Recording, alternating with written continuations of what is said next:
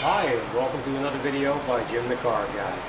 Today we're working on a 2006. It's a Ford Ranger with a 4-cylinder, the 2.3 liter engine. The problem we have today is that the customer drove the vehicle. It was running perfectly. Got to his house, parked the vehicle, went to start the vehicle back up to leave, and it just cranks and doesn't start at all. Leading up to that, he said the vehicle ran perfectly, no problem, no check engine lights or anything like that. So we had to tow it in, and I'm going to take you through the diagnostics to figure out exactly what's going on with the vehicle and to get it back on the road as quickly and as least expensive as possible. So, all right, let's get up there. I'm going to show you what to do. First things you want to do is you want to obviously see if the engine cranks, so you know if your battery is charged and your starter is okay.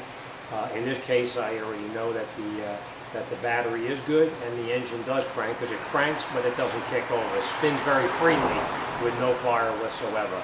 So let me show you a couple of things to check, and let's figure out what's going on with this thing. All right, let's get in there. I'm going to show you the first thing you want to check. The first thing you want to do is you want to turn your key to the on position. Turn your key on, make sure your check engine light comes on. Very important. Next thing you want to do is you want to crank your engine. If it has a tachometer in it, you want to watch your RPMs to see if your computer is sensing rotation of the engine through your crank sensor. So let's check those first, and we'll go from there. All right. First thing we're going to do, and I'm going to point this out too, it's stupid, but I mean, you'd be surprised how many times this happened.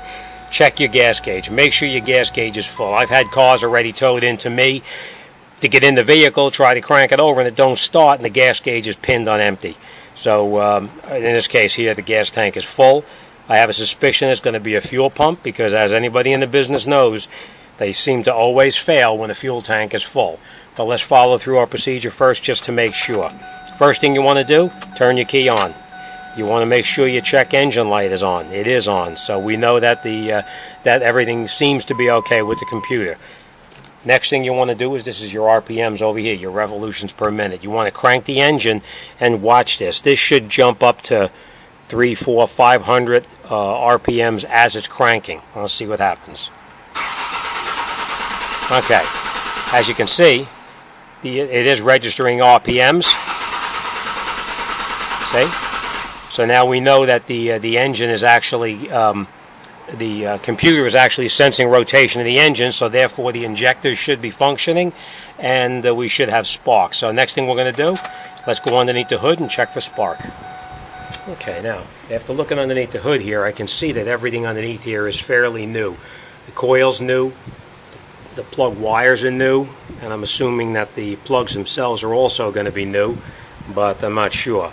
What we're going to need to do first is we're going to need to disconnect one of these wires here, or off of the plug, whichever is easier. In this case here, it looks like it's going to be easier pulling it off the coil right here. So we're going to take it off the coil, and now we're going to put a spark tester in here to check to see if we have spark. Now, I have a spark tester, but obviously if you're a do-it-yourselfer, you may not have a spark tester. I'm going to show you how you can check to see if you have spark without having a spark tester. It's fairly easy. Just got to watch you don't get shocked. All right, so let me get some tools and we'll come right back. Okay, what I decided to do is I did reconnect that coil back up on here, and I unplugged one of the spark plug wires. And the reason I did that is going to be a little bit longer and easier for me to work on.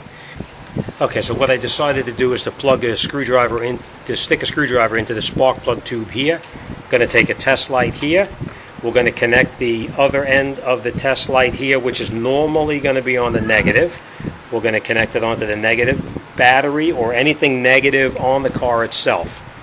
We're going to take this test light and hold it away from here, and you should be able to get, if it has spark, this spark should jump about a ½ inch to 3/4 of an inch, maybe even more than that. So that's what we're going to do. Be careful you don't get a shock. That's why we're going to use the test light, because it's actually insulated. We're just going to hold it against here like that, and we're going to have our assistant crank the engine, and we're going to see if we have spark. So let me get set up, and let's get started. Okay, so now this is how we're going to do it. Right? What we're going to do is you're going to take your test light. We're going to hold it about a ½ inch away from this, and we're going to have our assistant crank the engine. So we'll get ready and we'll see what's going to happen here. We have spark. All right? Okay, crank it. As you can see, crank it.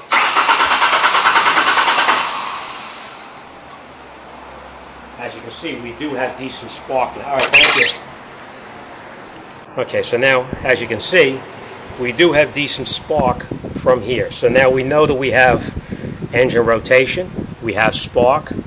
Now the only other thing we have to check to make sure is that we have fuel pressure. So let me reconnect this where it belongs back onto the spark plug, and then we're going to continue. All right, now if we had no spark here, then we will go a little further and check the ignition system to find out where that failure is. But we do have spark, so now we're just going to continue until we find out what that problem is. So let me reconnect this spark plug lead, and then we'll come back and we'll continue. Okay, now we have the coil wires are plugged back on where they belong. Next thing we're going to do is we're going to check the fuel pressure, and this is the fuel rail right here. We need to know if there's fuel pressure inside here. So what we're going to do is we're going to take off this little cap. It's just like a air valve on a tire. Take that cap off, and now we need a pressure gauge to check the pressure on here. I didn't look up the specs yet to see what it is, but we're going to check that in just a minute. What I want to find out first is, do we have fuel pressure in here at all? And the way you can tell is you just come inside here and you grab a screwdriver, a Phillips head, a flat screwdriver, whatever, and you just push this valve down inside there.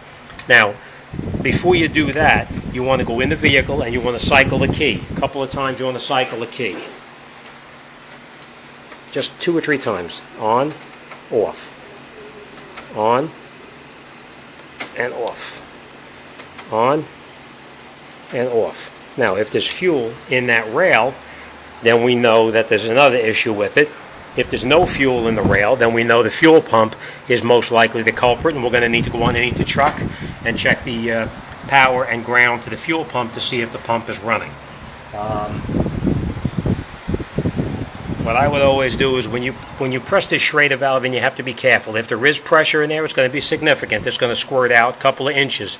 So grab a rag, put a rag down in here so you can work, and then you push this Schrader valve in. So let me set this camera up, and let's see what it looks like. I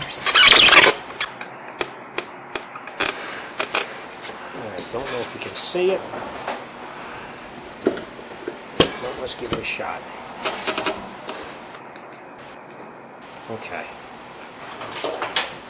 Now again, when you're working with gasoline, always use a non-exploding drop light. This is a fluorescent light, so we don't have to worry about explosions if fuel gets on it. If you're using a regular light bulb, be extremely careful.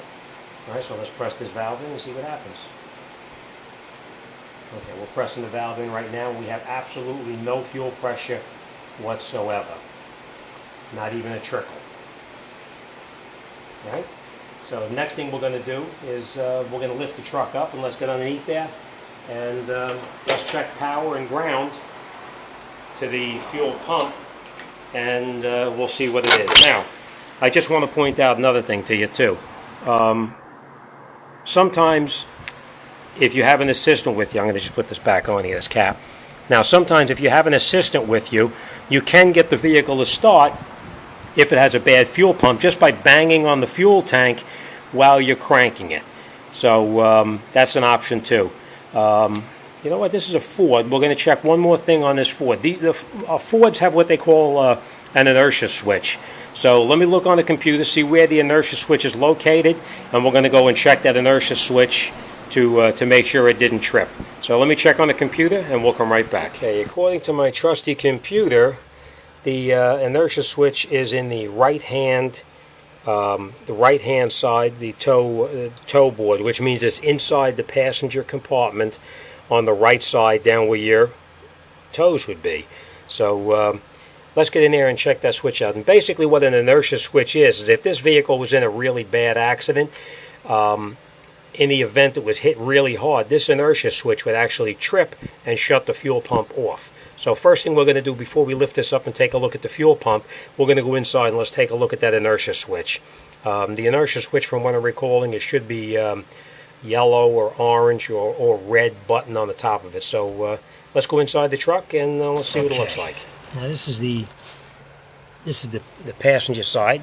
Remember, it said the tow kick panel. I thought it was going to be inside over here, but it's not. The fuse box is actually located here.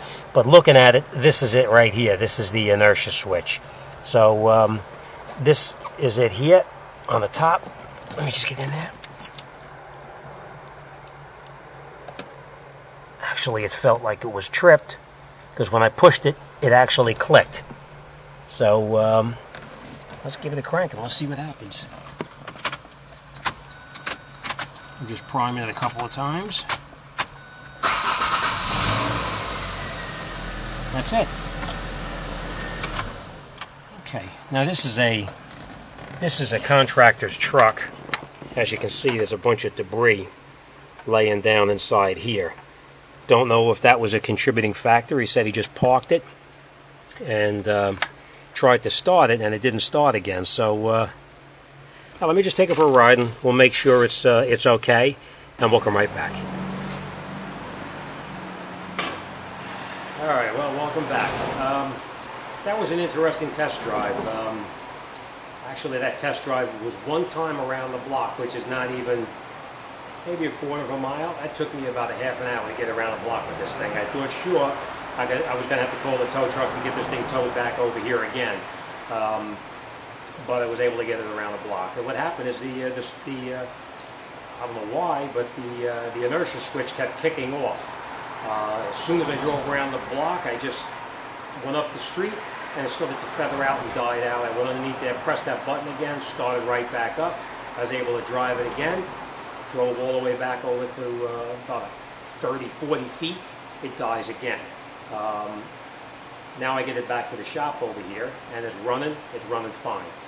It doesn't kick off. So I'm not going to take a chance. I am going to change the inertia switch because there must be something going on intermittently in there. So let me call the dealer. Let's get a new inertia switch, and we're going to replace it and put the new one in. Now, as soon as I get the switch, we'll come back and I'll show you how to install it. So I'll make a couple of phone calls and we'll come back. Okay, something that's just come to my attention now that I got the replacement switch for this. This is the current inertia switch. The replacement switch actually comes with a whole wiring schematic that you have to, actually let me show you. The replacement actually comes with a whole kit that you've got to relocate the inertia switch from where it is located now, so obviously there must have been an issue with it. This piece here is actually going to be down underneath here now. This is where your fuse box is located in your right kick panel. I took the cover off that was right on here to cover the fuse box up, and where we have to put this now is we have to actually drill a couple of holes, 1/8-inch holes right here, and mount this piece right inside there. So I'm not going to bore you with this. I'm going to drill the holes, I'm going to mount it, and then we'll come right back. It's very important that when you mount this, it has to be in a straight upright position like this. So we're going to come in here now with this template that they gave us. We're going to drill the holes in there, and once we have the holes drilled, we'll come right back. Okay, now we mounted the new inertia switch as it's supposed to be this way. We ran our new wiring back up in the back where it's supposed to be over here. We plugged it all in, and if everything goes well, it should start right up and run. That's it. Alright, this is what the old one looks like. And as you can see, it is definitely a redesign from the way it used to be. It used to be mounted up on this area over here, and now it's mounted on the side. So obviously it must have been a problem with all the banging around or whatever. It was causing an issue with it. So the companies never redesign anything unless there's a reason for it. So alright, let's wrap this job up. So next thing we're going to do is we're going to put our cover back on over here, put our fuse cover back on over here. We're going to wrap it up, take it out, and make sure it's okay. All right, thanks for watching. Any questions or comments, drop me a line. Be more than happy to talk to you about anything. As always, thanks for watching. See you on the next one.